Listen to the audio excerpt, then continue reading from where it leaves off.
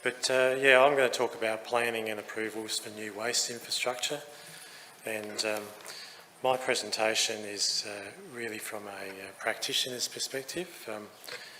It's kind of the dummy's guide to planning for new infrastructure. I recognise there may be environmental lawyers in the room who may correct some of these details later on over drinks, but we'll just leave that be.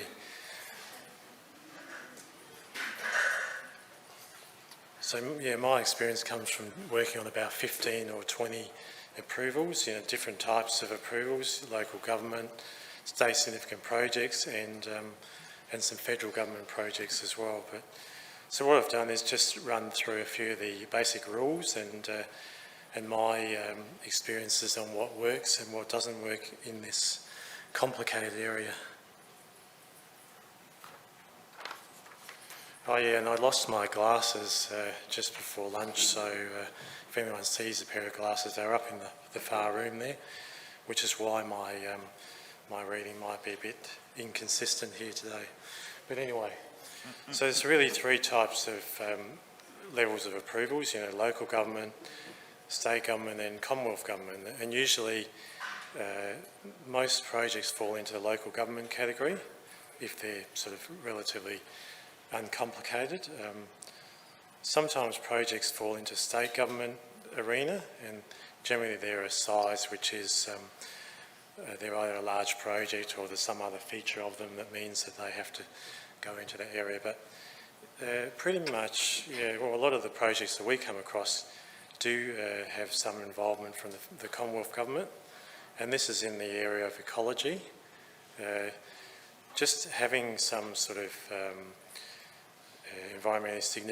federally environmentally significant area on or near the site will trigger a need for a referral to the Commonwealth government. So even a small project can get caught up in Commonwealth government. I won't say red tape, maybe it's green tape, but it is important. So anyway.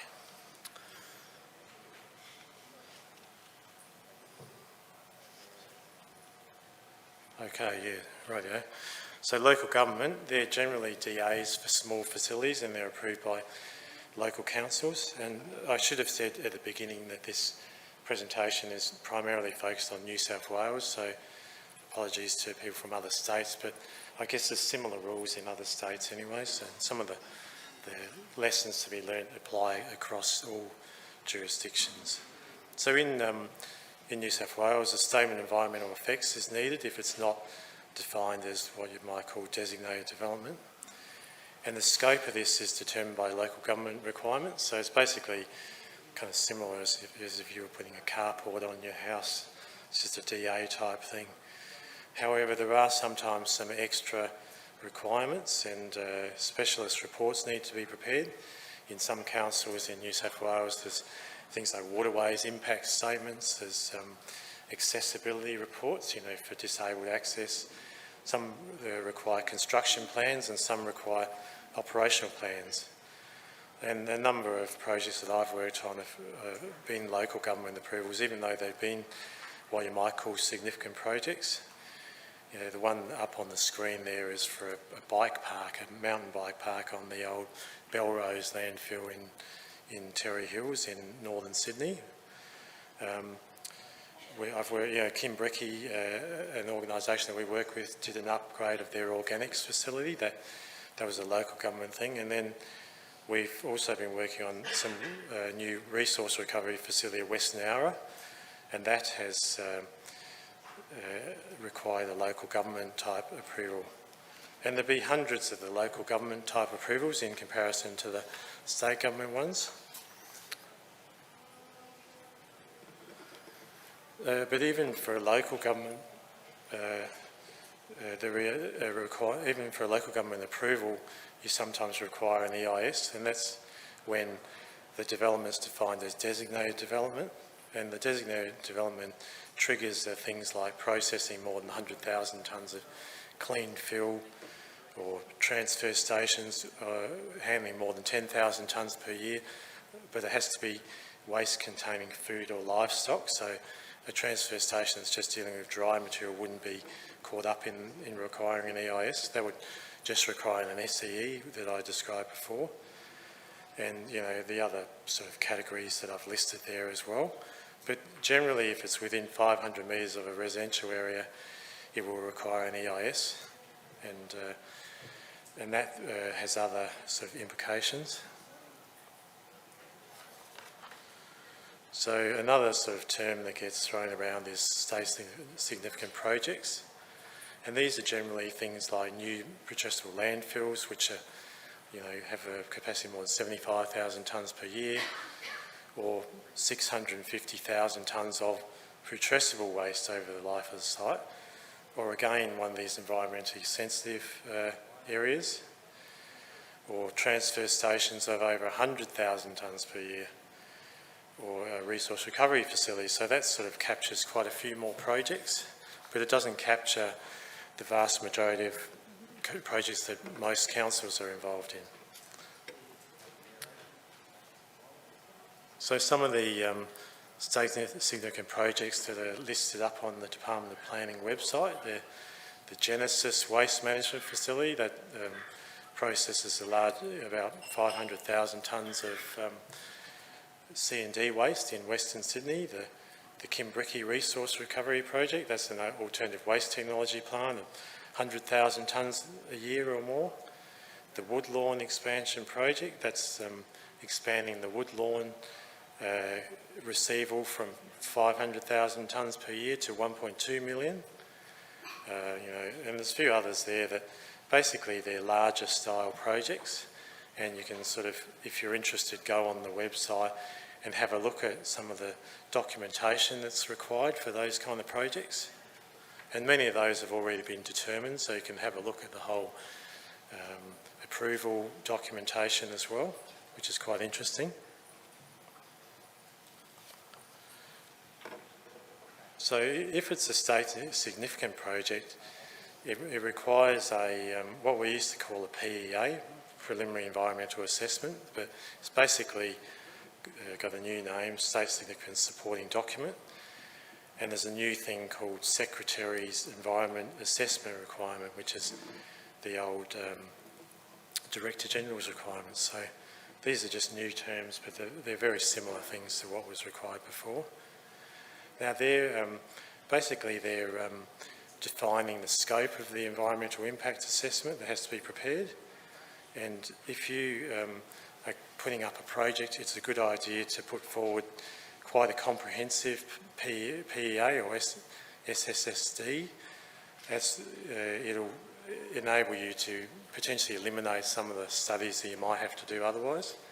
If you know, for example, that heritage is not an issue, you know, you can knock it out and have a simple process for approval. I've attempted to put together a fairly simplified pathway for trying to gain an approval, which basically starts from defining the project, prepare comprehensive project description. I can't sort of emphasise that too strongly. You have to understand the appropriate planning pathway and process.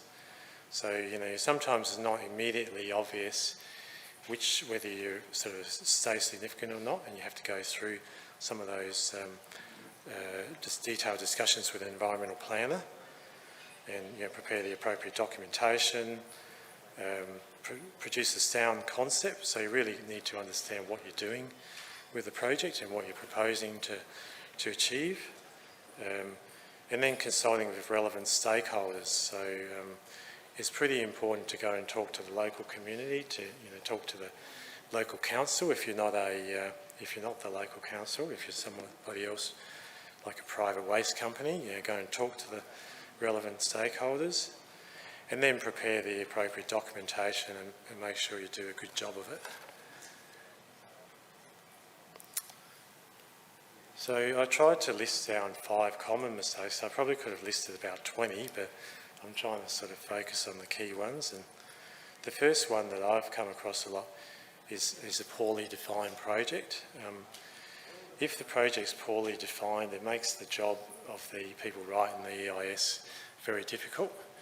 They have to keep coming back to the client for information all the time, and then the client sometimes realises that what they're going to gain approval for is not what they actually wanted. So then the whole project sort of goes back by a few months, and while everyone works out what they really wanted to achieve in the first place. So once you get beyond that stage, then another trap is poor documentation. So assuming that everybody knows as much as you do about the project, you've been living and breathing the project for such a long time. Of course, it's obvious what we're going to do here. So you've got to put down all the detail that you can about the project. You need to make sure that you don't overlook or ignore any environmental or other issues in the EIS, which is where it comes down to getting a good definition of those early, talking to stakeholders, or not talking to stakeholders in this case, and also trying to kind of bulldoze the project through, like saying, well, those people could just get lost, they're just complaining all the time, we'll just try and run this thing through, because we've been involved in plenty of land environment court cases where exactly that sort of thing happened, and it's a very, very expensive and time-consuming process. And then I suppose the sixth one I could think of is trying to go through with undue haste, because if you try and push people along, planning department, etc., they don't really like it, and you've got to get on side with them, understand where their concerns are and work with them rather than against them. Okay, so quickly, what I call the way forward for success, and it really relates to those previous points: defining the project clearly, presenting a good concept design which considers site access, topography and site geometry, as all of those can influence the design. In many cases, what looks good in 2 dimensions doesn't really work in 3 dimensions. The site has got the wrong slope, or the access is wrong, and so on. A bit of a plug here for consultants and planners like ourselves. And one thing you've got to be prepared to do is modify the design along the way to minimise environmental impacts, rather than try and explain them away in an EIS. It's a good idea to actually think about how you can minimise those. And then you've got to be prepared to make specific commitments in relation to the whole thing, and carry through with those commitments.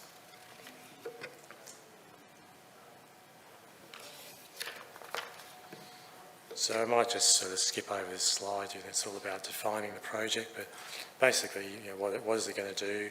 Be very clear about that, and how's it going to do it? Oh, and we are on the conclusions page, which is good. So here we go.